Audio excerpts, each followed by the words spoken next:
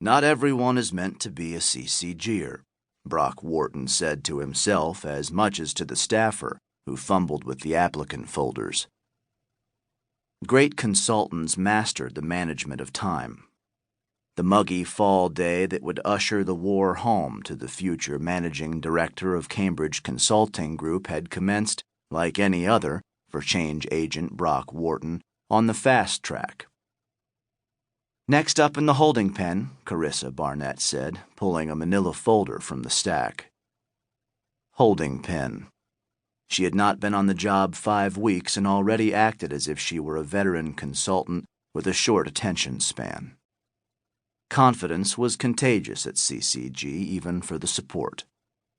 Wharton conceded to himself that the new 25-year-old recruiting coordinator did carry a disproportionately generous bosom on her slender frame, which was managed expertly, the old conceal and reveal, in her pairing of formal business suits with blouses his colleague Piazza labeled plunging.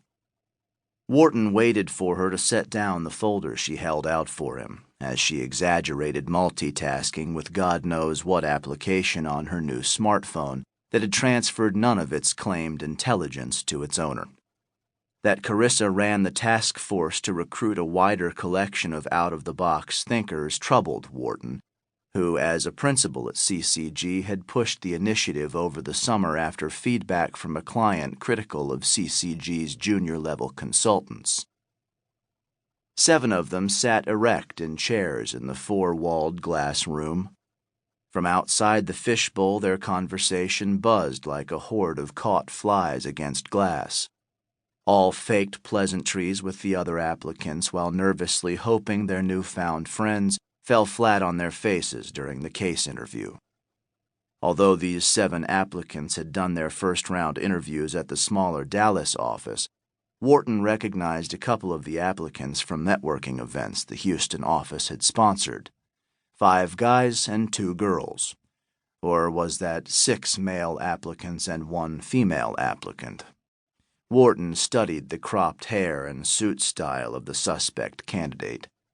CCG was really leading the charge to beat McKinsey and Bain in their recruitment of the best and brightest from the LGBT community, though if pressed, Wharton would be forced to admit that although he knew what the first 2 letters stood for, he wasn't sure those belonging to the 3rd letter should have their own category, and was still confused as to what the 4th letter represented in this community. Topper. Wharton read the first name at the top of the resume aloud and waited to gauge the manner in which he rose. The tall candidate was an easy read for the ex-quarterback. The burgundy-tasseled Ferragamo loafers with yacht-stitch detail, though not on the level of Wharton's bespoke shoes, were a touch of class by Topper Musgrave IV. He wore a practiced smile, to match the sheen of light mousse he put in his hair, as easily as he wore a tight-fitting European-cut suit favoring his athletic build. On the older side of applicants, he was close to Wharton's age of 33. Wharton predicted that within a year of starting, Musgrave would be on the website and in company recruiting literature under the caption, "For me, CCG is not only about developing the strengths you have, but also about growing intellectually in a field where the learning never stops." His was an image cut from the Brock Wharton catalog for out-of-the-box thinkers. Wharton led Musgrave down the all-white hallway to put him through the obligatory case interview. "How was the flight from New York?" "Nothing quite like coming back home to Houston from the city."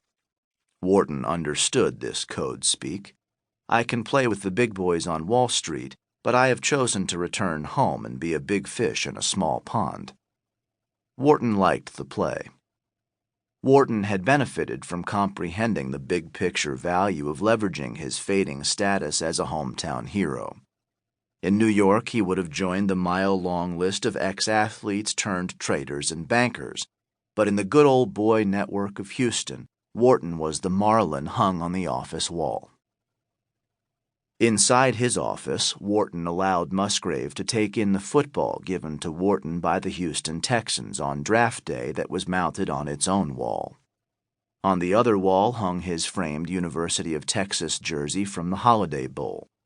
Next to it was his Harvard Business School degree encircled by a bright, crimson-colored frame to achieve a layered effect juxtaposed with the majestic Longhorn dehydrated orange.